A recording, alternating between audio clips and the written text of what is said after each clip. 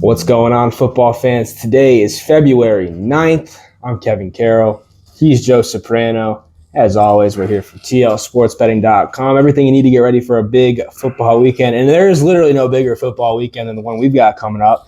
We are just 48 hours out from Super Bowl Sunday. Joe. Lots of excitement. Lots of excitement. Whether you're in for the game, whether you like the commercials, whether you like the halftime show, the Super Bowl offers a little bit of something for everybody, and it offers a whole lot of something for sports bettors. You can bet on literally everything, from the coin toss to the Gatorade being dumped at the end, to how many songs the halftime performers are going to do. If you know how to look, if you know where to look, and you don't care about getting your hands dirty, you can find just about anything. And we have a couple of picks here, a couple of props, a couple of game picks. You want to start? I'm going to start off with my game pick.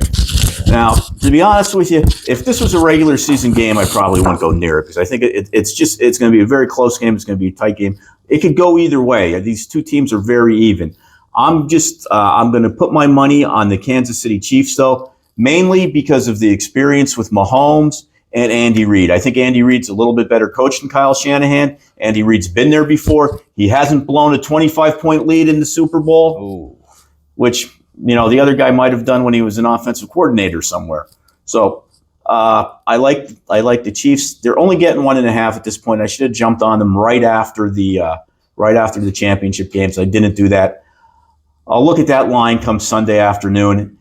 If it goes down to 1, I'll probably just play the money line. If it stays at 1.5, I'll probably still play the money line too. But if you want the 1.5 points, take that. But like I said, it's going to be a good game. I think the Chiefs win because of Mahomes' experience, Andy Reid's experience. But 49ers have a great team. Like I said, it's going to be a close game. I don't have a real strong feeling, but because I want to have some action, I'm going with the Chiefs. Yeah, so you mentioned it there, and that's actually something that I did. Literally the minute that those conference championship games went final and the line came out, I was on the Chiefs immediately. Chiefs money line, I got it at plus 102 on DraftKings. You could probably get it around that number still. And I said this to you yesterday in passing. All week I've been sitting thinking, am I a sucker? am I making? Because it felt like everyone's immediate reaction was Chiefs. And I've seen a lot of people kind of go the other way and kind of flip back towards the Niners. I value my gut over any. I don't like to waver. I'd rather stick with my gut and be wrong than flip-flop and get hosed that way. And I'll echo your sentiments. I think Mahomes will not make mistakes. I think the Niners, obviously, they spotted a huge lead to the Lions last week, and then were able to take advantage of some miscues and able to pull themselves back in. I don't think you're going to have that. You can't do that against the Chiefs. The Chiefs will not let you play yourself back into the game. I think the Chiefs defense has been really, really good. A little undervalued. The Niners are the team coming in, you think, oh, Niners, that defense is great. And that's not a lie, but the Chiefs defense has been excellent as well. You saw what they did to Baltimore last week. They completely took them out of their game plan. I think they could do that to San Francisco here. And again, with a second-year quarterback in Purdy, who's been very good. The discussion on Purdy, is he good, is he bad, is he somewhere in the middle, has been exhausting. I think he's the right quarterback for the system, but I think you will see, if he's in a tight spot, you might see some of the young guy jitters and some of the, he is capable of making some poor throws, some poor decisions, and the Chiefs will take advantage of that. And Mahomes on the other side won't do that. He will not make those mistakes. In crunch time, if I had to pick one of those guys, I'm picking Mahomes. And so in that light, I am going to ride with the Chiefs as well. It'd be more fun if we were debating, but and it probably isn't a good sign that we're both on the Chiefs. So. Well, I will say I agree with you. If the 49ers fall down big like they did against the Packers, like they did against Green Bay. Lions. Yeah. Oh, yeah, Green Bay and Detroit, they did. I didn't even think about that, yeah. The game will be over. You saw what the Chiefs did to the Ravens. They got up, and they weren't up a whole lot. They were up 14, and in second half, they didn't score a point. They just went into this conservative shell and said to the Ravens, okay, you've got this great offense. Go ahead and beat us. The Ravens couldn't do it. When they had to make plays, they had to make plays. And then with the game on the line, you saw the play Mahomes made on that long pass for the first down to ice the game. Those are the types of plays that Mahomes makes all the time. Yeah. So if the game's on the line and that ball's got to be in one of those two quarterbacks' hands, I want that ball in Patrick Mahomes' hands. So that's why I'm sticking with the Chiefs. Mahomes exceptional as an underdog too. Just does not lose when he is the underdog. It's not often, but he takes advantage of it when he is. He takes it, and You know, it should be a good game, though. It should be a good game. Right? You want to get into you have a prop. The one prop I have for you, I like playing the MVP. The fun thing about props is you could put your game bet down, and then you could get some props going that even if your game bet isn't going the way you want it to, props will still give you something to watch at. You can bet how many yards somebody has, have somebody's going to have a couple of touchdowns. My one prop, I think there's a lot of value in this. I'm taking Travis Kelce for the MVP. You could get him right now at plus 1,400 on ESPN bets. Now, so you don't have to do the math. You put $20 on that, you're cashing out $280. That's a pretty good value. And I think for the Chiefs to win this game, I think Kelce's going to have to be an integral part. If he has the type of game he had in the AFC Championship game, I think he'll win the MVP. And I think if there's any chance for the media to give somebody other than one of the two quarterbacks the MVP award, and that guy's Travis Kelce, I think there's a lot of people in the media, because it just makes such a good story with the whole dating Linda Ronstadt and all that they'll jump over backwards to give the guy the MVP. So I think there's a lot of value there. If you're betting the Chiefs to win, you might as well throw a little bit of money down on Travis Kelce being the MVP. Yeah, I think I tend to agree with you. I think that's a good. The value is good. I think it drops off pretty significantly after the two quarterbacks and McCaffrey for MVP odds. And yeah, Kelce's a guy who could be a game wrecker. I have a couple of props. I'm going to start with my favorite every year. I've hit it the last 2 years. Not to brag, just saying. The coin toss. I said it at the Open. You can bet on literally anything, and I like to start my day with the coin toss. I'm taking tails at plus 100. It is even money. If you use a sports book and you checked up the coin toss odds on that book and they are minus 105 or they're not even money, you're being scammed. There's no truer 50-50 proposition than a coin toss. Now, why do I like tails? Last 10 Super Bowls, tails is 7-3, including last year. 30-27 in the first 50 all time, basically, in Super Bowls. Tails comes up 30-27, so it's a slight edge, but it's been the hot side of the coin the last couple of Super Bowls, including last year. And I kind of conjured a scenario in my head that it ties everything together for me in terms of what I'm picking. Is I think the Niners are calling the toss. They're the road team. They love to call tails. They almost exclusively call tails.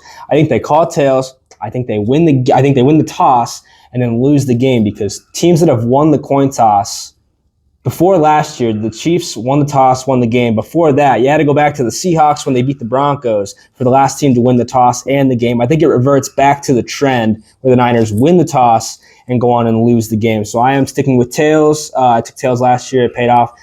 Tails never fails, Joe. And you could play that as a parlay. You can play a team to win the toss and win the game, or lose the toss and win the game. Just one of the many bets you could make. I've got a couple more. I'll kind of speed through them. This one is kind of related to what I think Travis Kelce will do. I have Noah Gray, second string tight end for the Chiefs.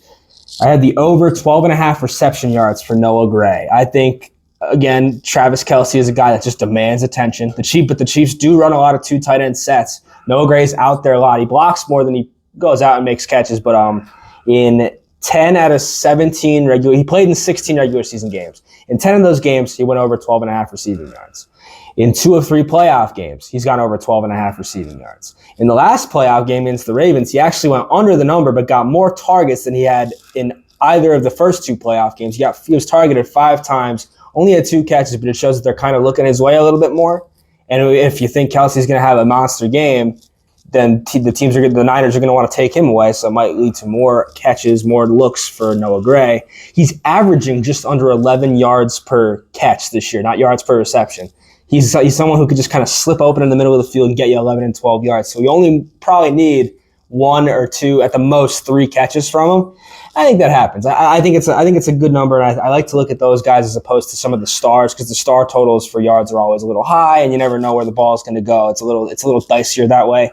I really like this one. I like the over 12.5 for Noah Gray. I have Deebo, anytime touchdown. Deebo Samuel plus 130 because he's due. He didn't score last week, but he was definitely the best player on offense for the Niners in the second half. I don't know if you saw, there was an interview making the rounds at Media Day. It was Jed York, the CEO of the Niners.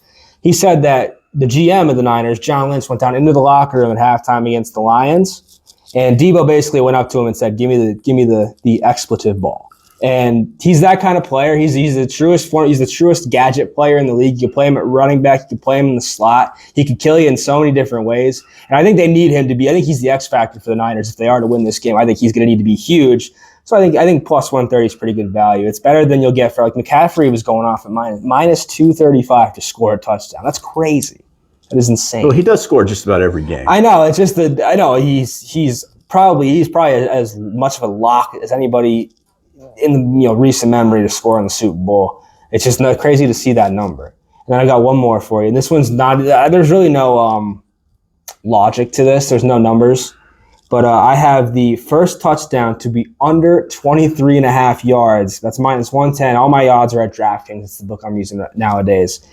And the way I see it is this. I know the Niners have a lot of guys who could break those big plays, like Debo, McCaffrey, Brandon Ayuk could also, Juwan Jennings even. Like they have a lot of guys that could do it. The Chiefs, who I think are going to score first, don't have those deep threats. I mean, their receiving core is much maligned this year. They don't have a lot of guys that could stretch you. Kelsey kind of could, but I think the way I see it, I think the Chiefs score first, and I think it's like an 8-yard Isaiah Pacheco run. I think Pacheco, his yards total is a little high for my taste. I wouldn't hate putting. I think he's minus like 110 or 115 to score anytime. I don't hate that. I think he's a tough runner, but I don't think he's got the burst to break off a 30, 40, 50-yarder, especially against a good defense. So I think under 23.5 yards. That's almost a quarter of a full field. That's a lot of yards. When you think about it, it's a lot of yards. A chunk of yardage. See, I think I might, from now until game time, about 48 hours out as we record this, I might add like 9 more things. It's crazy, man. You look at the book and you just see what you could do and all the things you could do, all the different things you could do, and it's just so tantalizing. It's so tasty. This is the best game of the year. This is the best. Lots of things to keep you busy, even if, like I said, your game bet goes bad. Lots of things to keep you involved. Oh yeah.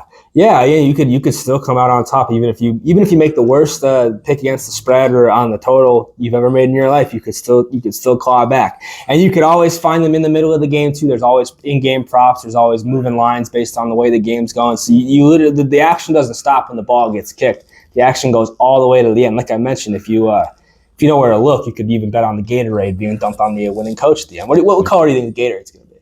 Just for fun. I'm going to go with the traditional orange.